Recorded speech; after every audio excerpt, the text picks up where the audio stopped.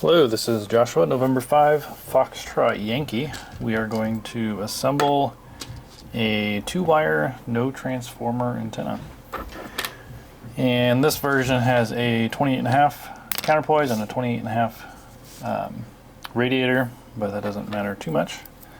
Let's get to the build. So first thing I'm going to do is take off the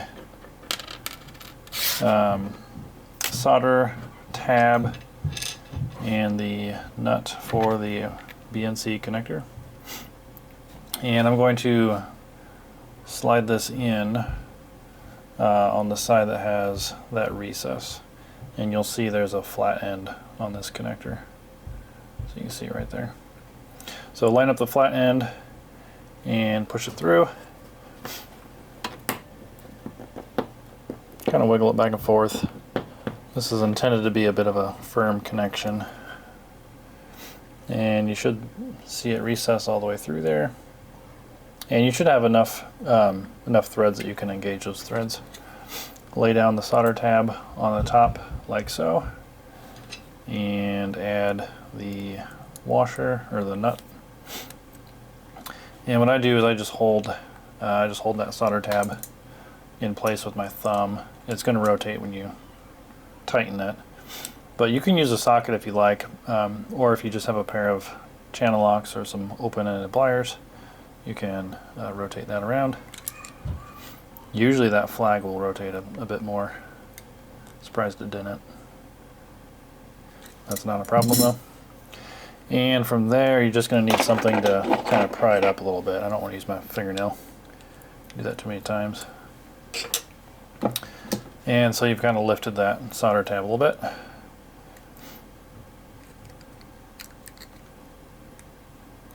There we go.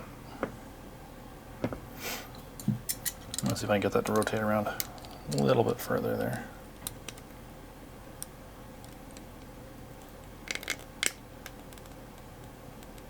There we go.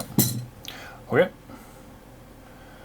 Now the next step we're going to do is we're going to take the 2 short pieces of wire, and you're going to want to trim, or rather remove the insulation off of the last 1/8 inch or so. And I like to use just some wire strippers. So these are just flush cut side cutters is all these are. Okay, and we'll do the other piece. You may or may not be able to hear the kids having a good old time upstairs. Snuck down here to the basement for a few minutes to assemble this. Alright, and from there we'll take the female banana and make sure that you've got the short end, so the very shallow spot. And if you can't see that, you can stick the wire into it, and that'll help you tell. If it goes in there pretty far, that's the wrong end. You want the short end to solder to. And I just put it into the holder, add a little solder. You don't want to overfill that solder cavity, but you want it mostly full. If you fill it completely, it's just going to spill out when you add the wire. And I don't like to overheat it because I want to leave some of that resin. I always call it resin. You want to leave some of that flux in that solder, so that you've got good good adhesion to the. You got good melting in contact with the wire. So then just heat it back up and shove the wire in there. And I normally have a fan running, but I don't have a fan for the camera here, but that looks pretty good. And we'll do the second one. Put that in the holder. Add a little solder to the solder connector end. So again, make sure you get the short end. Don't overheat it. Add the wire. Make sure it's good and hot. You don't really don't have to worry about overheating this joint, because there's really nothing else other than your fingers might get a little warm, which they did on that one. Okay, And then what we'll do is I just take a little pair of needle nose, and just on the very end, you'll give it a slight bend up. And so what you'll see is just a curve on the end. Because what we're going to do is, it doesn't matter, but I normally do the counterpoise side first. So you're going to shove that into this end hole and allow it to go up through the hole to the top. And then it'll kind of curve around, doesn't really matter what it does, but just send that banana connector all the way inside there.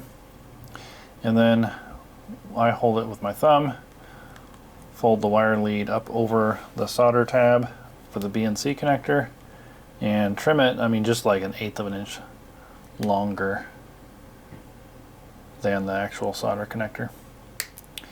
Trim that off, and then again I take wire strippers to remove the enamel off the very end of it. And I mean, you can heat it with a torch or use a flat blade if you like, but this is my preferred method to remove all the jacket off of the magnet wire. And then I give, again, just a little bit of a bend, just like we did for the end of the wire, to send it through the assembly here. Give it, try to make sure the camera's focusing here, and it's not. So give it just a little bit of a bend, and come down a little bit further, and another bend, just to where you can get it to go into the hole on the solder tab. Kind of push it through a little bit, and then if you can, grab it on the other side. And then I like to just bend it back over to the side of the winder like so. I hope you can see that. And then I take this opportunity to trim it just on the edge, so I don't want it to be hanging out any further than it needs to be. Okay. And then I'm not going to solder that one yet. What I'm going to do is grab the other wire that I soldered the banana connector on, give it a little bend on the end, and send it through. And again, it's going to curl up like so. That's alright. Again, I hold it with my thumb, bend the wire back over the center conductor, and really just a general rule of thumb here is you can trim it at the end of the white. So something about like that. And again, remove the enamel off the end. And on this one, we're actually going to slide some heat shrink over it, so don't forget that part. Once you get the enamel off, take the short piece of heat shrink and slide that over top. And it might be just a little bit long. So in this case, it's probably a little long. I could trim it, but I'm just going to kind of push it down a little bit and kind of force it to stay out of the way. But what you're going to do on this one is, again, you're going to take the very end with some needle nose pliers, and it's like maybe 1/4 inch in, and give it about a 45-degree bend, and then come down right below it and give it another bend. What you're going to do is give it 2 slight bends to get it to seat right inside the center conductor pin on that BNC. And there we have it. It is assembled but not soldered. And you can see this one is sticking out a little bit further. That's okay, it's not going to cause any trouble. But I'm going to hold this down. I'm going to push that in just a little bit further with my thumbnail. Okay. And then I'm just going to put it in a holder, and I'm going to solder both of those. Now you don't want to overheat the center pin, but again, you want to make sure your resin is all cooked. Your solder flux is all cooked off.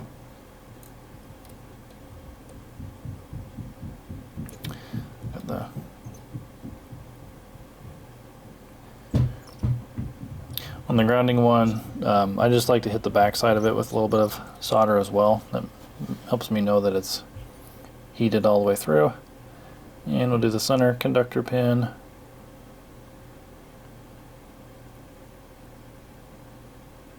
Okay, that looks good. There you have it. Try to get the camera to focus on it there.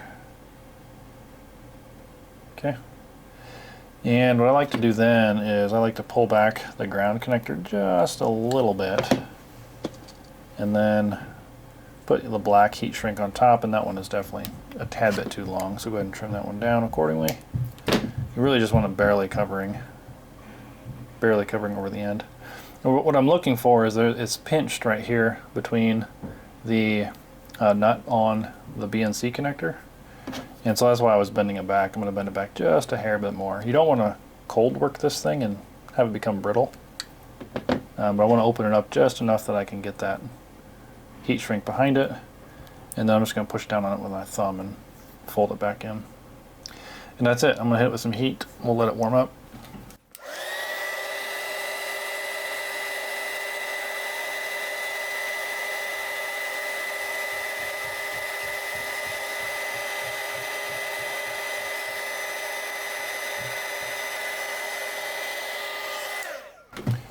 After I heat it, I like to just kind of smash it down a little bit with my fingers.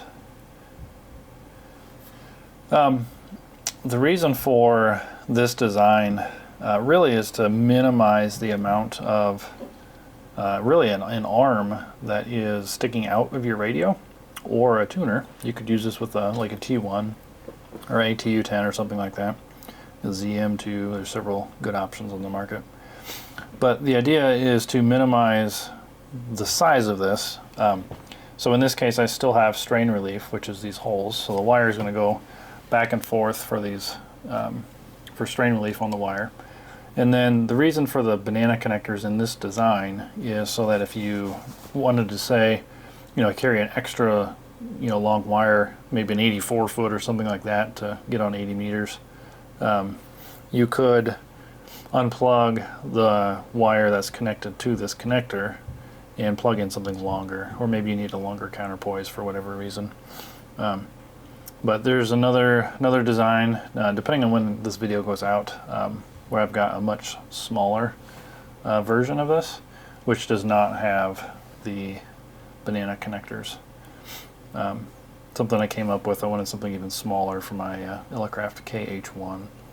But anyways, I've got these wires cut already, so all I'm going to do is send the wire through from the side we've been working on, and I'm going to send it through closest to the BNC connector. And it doesn't really matter how much, but pull out enough that you're not putting kinks in the wire as you're working with it. And you're going to bring it back up through in the hole adjacent to it, back down to the bottom, and back up to the top one more time. And then we're just going to leave that set. Let's see if I can get this to focus here.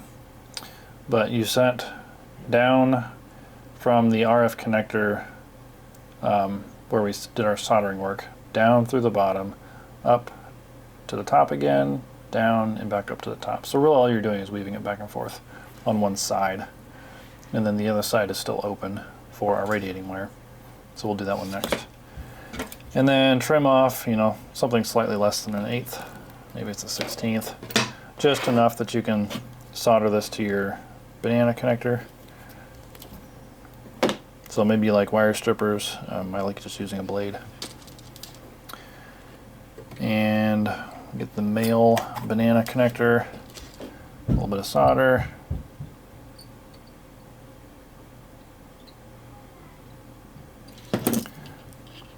Make sure you leave some of the flux inside there. Don't overheat it. Yep, make sure you get good adhesion to the wire. That'll burn off the rest of the flux. That looks good. Okay. And then this is our counterpoise, so we'll use the black connector here. A little bit of heat.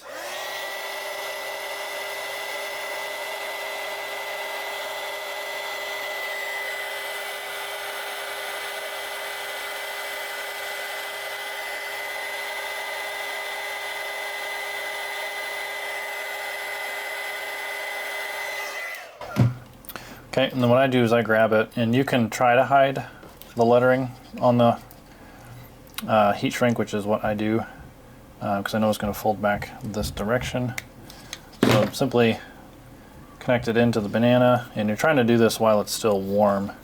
That way the heat shrink has a bit of a memory to where it's at. You can always heat these back up, but I try to get it in position while it's still hot. You can see there it had kind of cooled down a good bit. But then what you want to do is hold that down in place and pull out that first loop. And then you got to switch sides and hold that in place.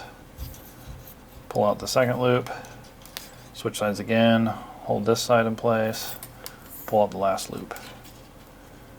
So then you've got your weave back and forth with your counterpoise connection coming straight out. And then I like to pull the end of this wire that we just soldered and go ahead and terminate it. That way I keep my ends color coded correct. So I use black for the counterpoise, red for the radiating wire. And so I'm going to do 1.5 inches to the end of the loop. So just like that.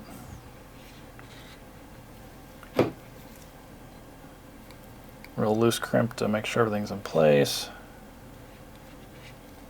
And just a flat crimp again, trying to keep this simple with tools that you can pull out of your drawer.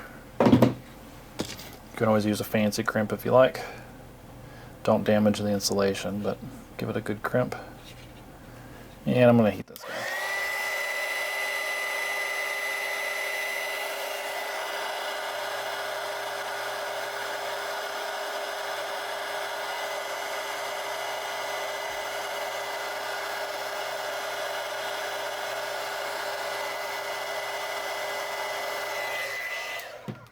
And I like to flatten this down on the loop just a bit.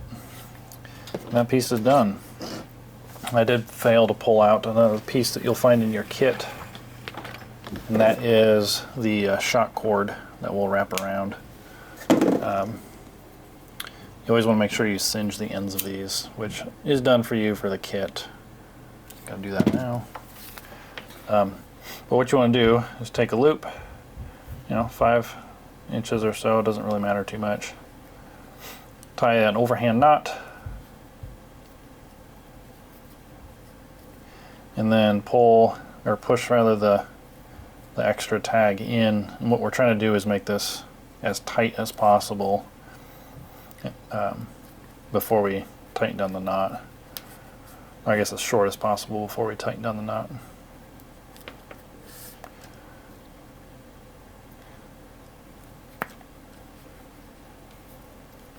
Just going to pull out the loop, make that tight. There you go.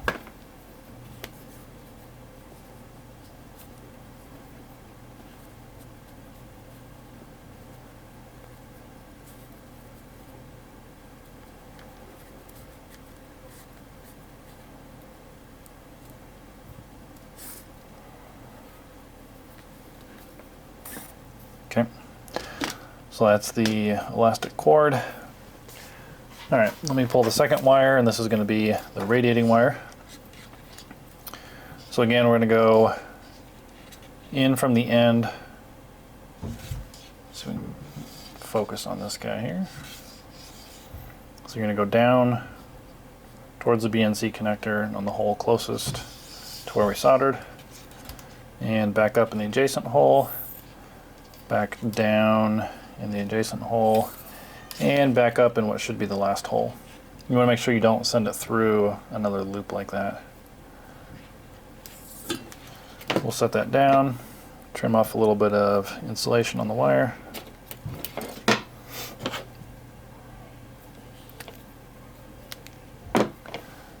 Take our banana male, fill it with some solder.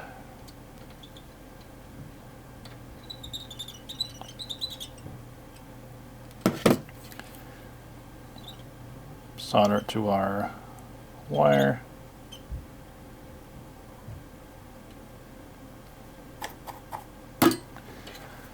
Add our shrink tube. Gonna heat that guy up.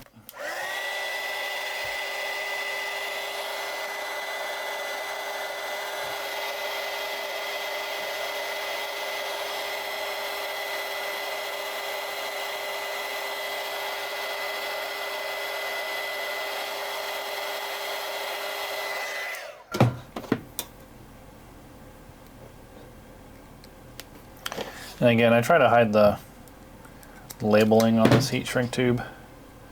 So in this case, it's going to go on top, and that should allow it to get bent over and covered more or less.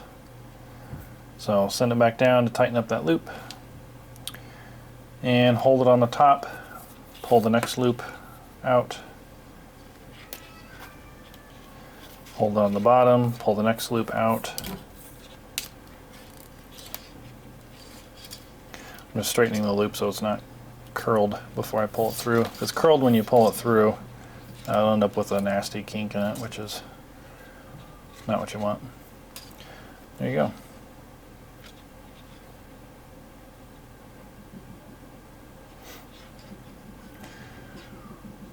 Okay, I'll set that aside. I'm going to terminate the end.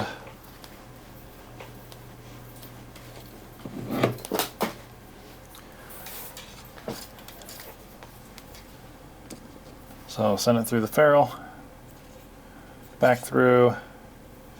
I do an 1.5 inch loop.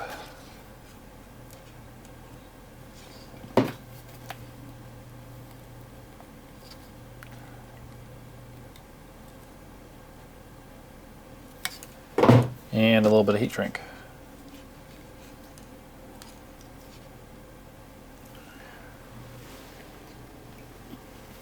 Heat that up.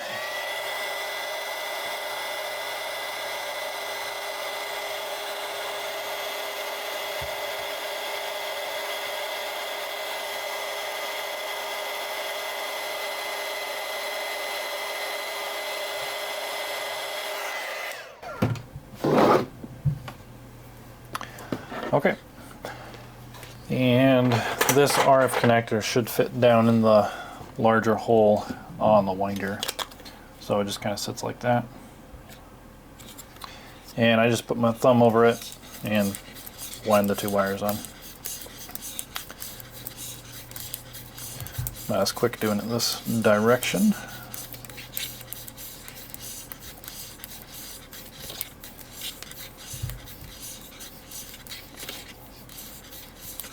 .28.5 feet is what we've got on both sides of this, so not a shorter 17 foot like most of my antennas have. And we'll just kind of hold that in place, thumb back on the other side, and wind the radiator on.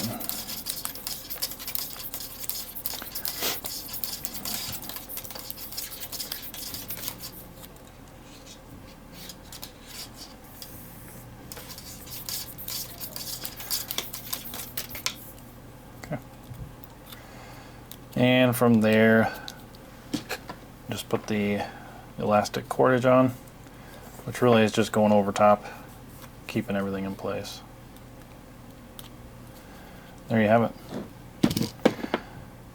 That is the no transformer 2-wire antenna, and you can keep the S clips like on the end of the radiating wire, counterpoise wire, or on the elastic cord. When I make these for you, I just throw them in the bag. They're not required to use to hold the wire to the antenna in this case, like they are on a couple of my other antenna versions, but you still get the S clips. So that's it. Thanks for watching. This is Joshua, November 5 Foxtrot Yankee with a Tufteln 2-wire no transformer antenna. 7.3.